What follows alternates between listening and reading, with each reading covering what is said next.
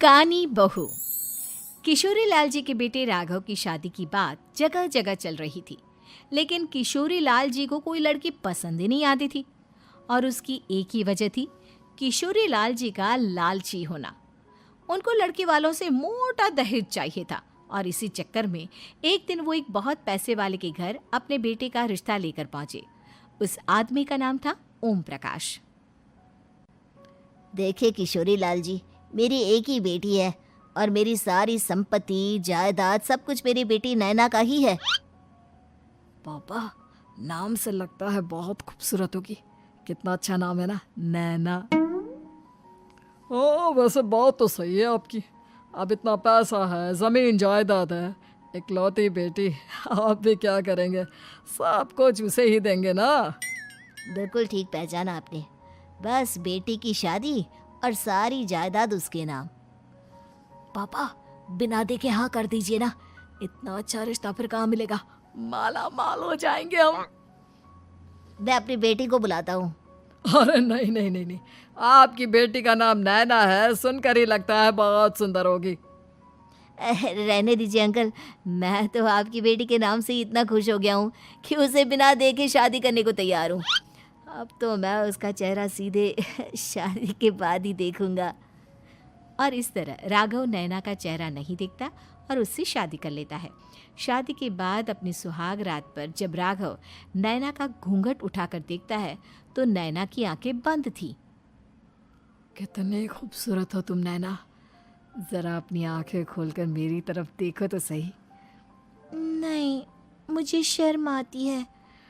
अरे, मैंने तुम्हें शादी से पहले भी नहीं देखा, और अब अगर तुम आंखें खोलकर मुझे देखोगी भी नहीं तो मुझे अच्छा कैसे लगेगा? इससे पहले कि नैना अपनी आंखें खोलकर राघव की तरफ देखती, अचानक से लाइट चली गई और राघव नैना को पूरी तरह से देख भी नहीं पाया। अगली सुबह नैना राघव के लिए नाश्ता बनाकर लेकर आई। अरे ये क्या, आधा पराठा सीका हुआ है और आधा बिल्कुल कच्चा। ये तुमने क्या किया नैना? बहू, तुमने क्या आधा पराठा तवे से नीचे लटका कर रखा था, जो आधा सिका है और आधा कच्चा? मुझे जितना दिखेगा उतना ही तो सीखूंगी ना पापा जी। जहाँ जहाँ मुझे नजर आ रहा था वहाँ मैंने सीख लिया, जहाँ जहाँ नहीं दिखा वहाँ कच्चा रह गया होगा। इसका क्या मतलब है? ये कैसा मजाक कर रही है तुम? अरे बहू, तुमने इतना लंबा घूंघट क्यों लगाया हुआ है? देखो, हमारे घर में बहुओं को बेटी की तरह रखा जाता है, और फिर तुम तो इतना सारा माल लेकर आई हो। देखो, ये घूंघट डालकर रखने की कोई ज़रूरत नहीं है। हाँ नैना, पापा जी ठीक कह रहे हैं, तुम तो आराम से रहो, अपना ही घर समझो। नैना अचानक से अपना घूंघट उठा लेती है। अरे ये क्या पापा, नैना की तो एक आंख फूटी हुई है। नाम से नैना, लेकिन ये तो कानी बहू निकली। मेरे साथ धोखा हुआ है, धोखा। बिना दिखाए अपनी कानी लड़की मेरे संग ब्याह दी। मुझे कानी बीवी नहीं चाहिए। मुझे अभी ओम प्रकाश जी से बात करनी पड़ेगी। आखिर उन्होंने मेरे साथ ऐसा किया क्यों? अरे, आप लोगों ने ही तो पापा से कहा था कि आप लोग शादी से पहले मुझे देखना नहीं चाहते। अब मेरे पापा पर क्यों इल्जाम लगा रहे हैं? अरे लेकिन उन्हें बताना तो चाहिए था ना कि तुम कानी हो, एक आंख से तुम्हें दिखाई नहीं देता। किशोरी लाल और राघव नाराज होकर ओम प्रकाश को अपने घर बुलाते हैं। पापा जी, ये आपने क्या किया? शादी से पहले बताया क्यों नहीं कि नैना की आंखों में परेशानी है? अरे, आप ही ने तो लड़की देखने से मना कर दिया था। अरे लेकिन आप बता तो सकते थे। आपको तो हमारी बेटी की प्रॉपर्टी चाहिए थी, वो भी पूरी की पूरी। अब क्या हुआ अगर उसे आधा दिखाई देता है? प्रॉपर्टी तो आपको पूरी मिल गई ना। अरे ये क्या बात हुई? मेरी शादी प्रॉपर्टी से नहीं, आपकी बेटी से हुई है। अब ये तो पहले सोचना चाहिए था, तब तो मेरी प्रॉपर्टी देखकर तुम्हारी जुबान लप लपा रही थी। लेकिन मैं कानी लड़की को अपनी बीवी बनाकर नहीं रख सकता। पापा, कुछ करिए ना आप। हाँ, करता हूँ। देखिए ओम प्रकाश जी, आप हमारे साथ ऐसा नहीं कर सकते। और तुम देखो, अगर तुमने मेरी बेटी से शादी तोड़ी ना, तो जो भी प्रॉपर्टी मैंने तुम्हें दी है वो तो पूरी की पूरी वापस ले ही लूँगा, और आधी प्रॉपर्टी तुम्हारी भी लूँगा। अरे मेरी आधी प्रॉपर्टी भला क्यों लेंगे आप? इसलिए क्योंकि मेरी बेटी को आधा नज़र आता है और उसकी नज़र अभी तक तुम्हारी आधी जायदाद पर ही पड़ी है। अब तुम उसे घर से निकालोगे तो कुछ तो लेकर जाएगी ना। और अगर हम आपकी बेटी को अपने घर की बहू बना कर रखे तो? तो तुम्हारी पूरी प्रॉपर्टी तुम्हारी ही रहेगी, और जो मैंने तुम्हें दिया है ना, उसमें से बस मैं आधा लेकर जाऊंगा। अरे लेकिन अब आप अपनी दी हुई प्रॉपर्टी में से आधी वापस क्यों लेकर जाएंगे? अगर मैं आपकी बेटी को अपनी पत्नी बनाकर रखने को तैयार हूं तो?